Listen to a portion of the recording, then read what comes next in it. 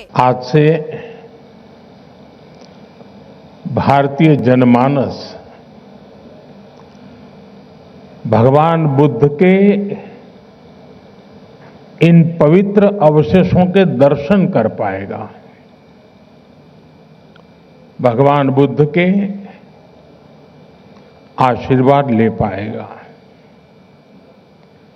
मैं इस शुभ अवसर पर यहां उपस्थित सभी अतिथियों का स्वागत और अभिनंदन करता हूं।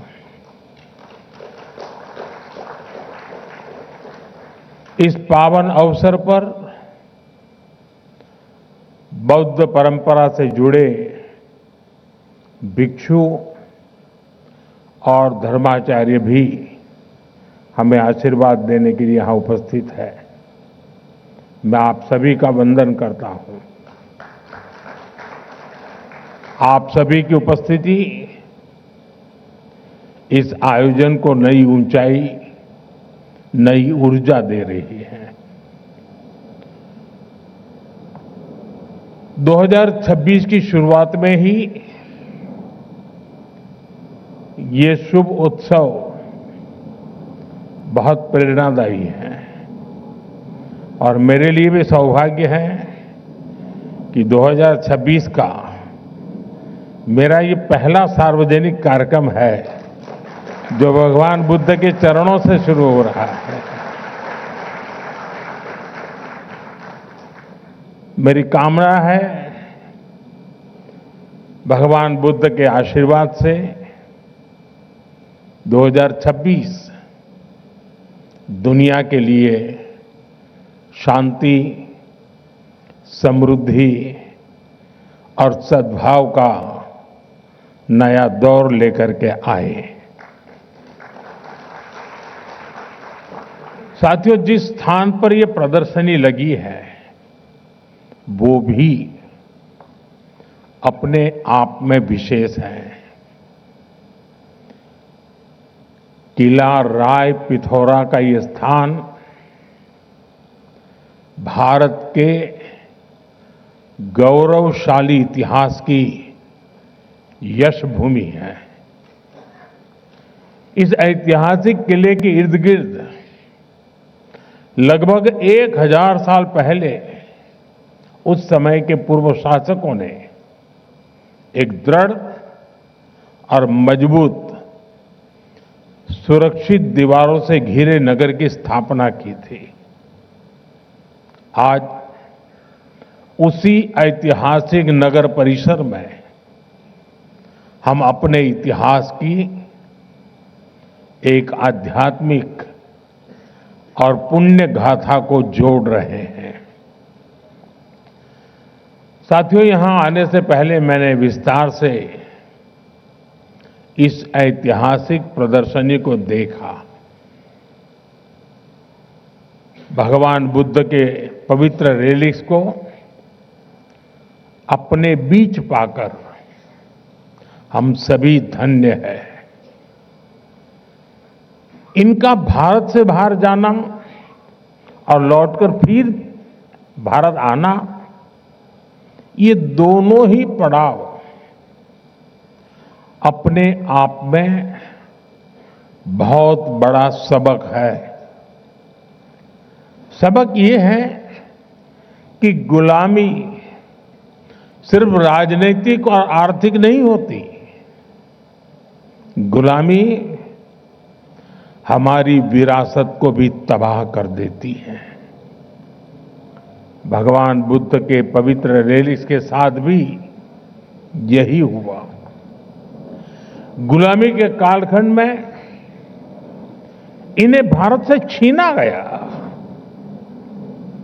और तब से करीब 125 साल तक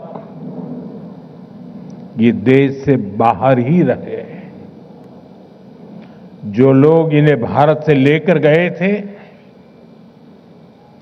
उनके वंशजों के लिए तो ये सिर्फ निर्जीव एंटिक पीस ही थे और इसलिए उन्होंने इन पवित्र अवशेषों को अंतर्राष्ट्रीय बाजार में नीलाम करने का प्रयास किया। लेकिन भारत के लिए तो ये पवित्र रेलिक्स हमारे आराध्य का ही एक अंश है, हमारी सभ्यता का अभिन्न अंग है। इसलिए भारत ने तय किया कि हम इनकी सार्वजनिक नीलामी नहीं होने देंगे। और मैं आज गोदरेज समूह का भी आभार व्यक्त करता हूं। उनके सहयोग से भगवान बुद्ध से जुड़े ये पवित्र अवशेष भगवान बुद्ध की कर्म भूमि, उनकी चिंतन भूमि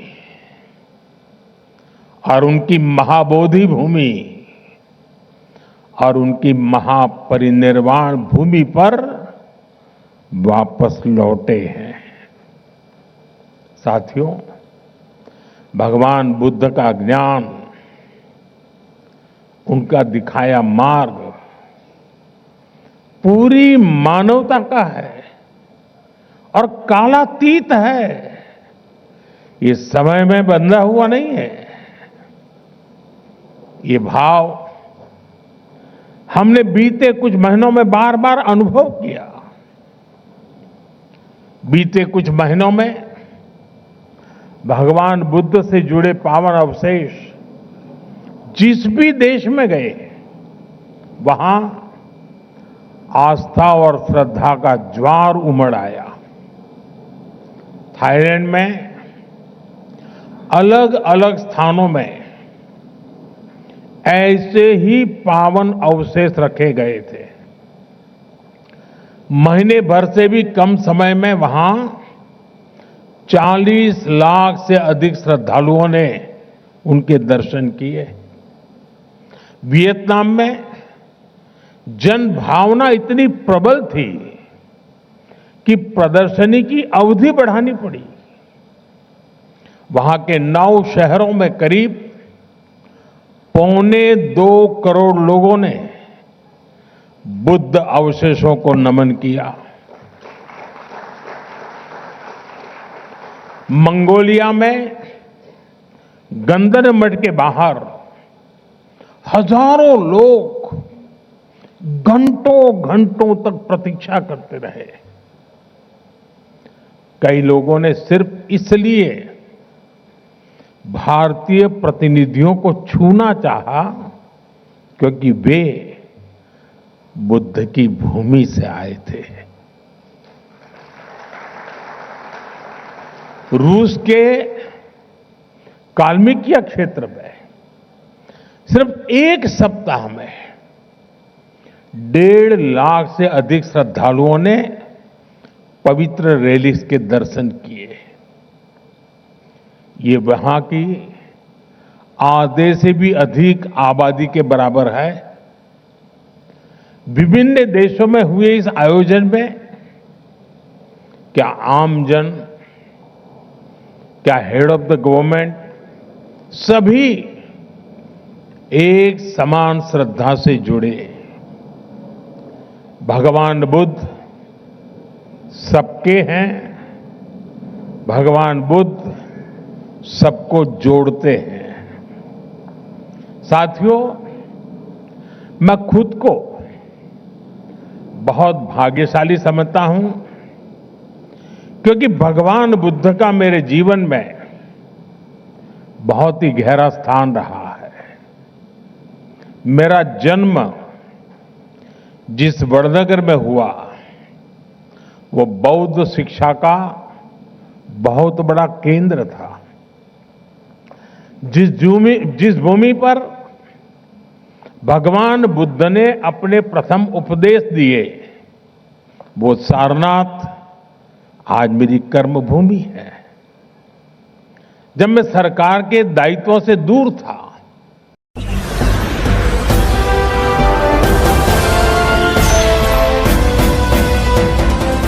आप देख रहे हैं लाइव न्यूज 99 राष्ट्र सबसे पहले।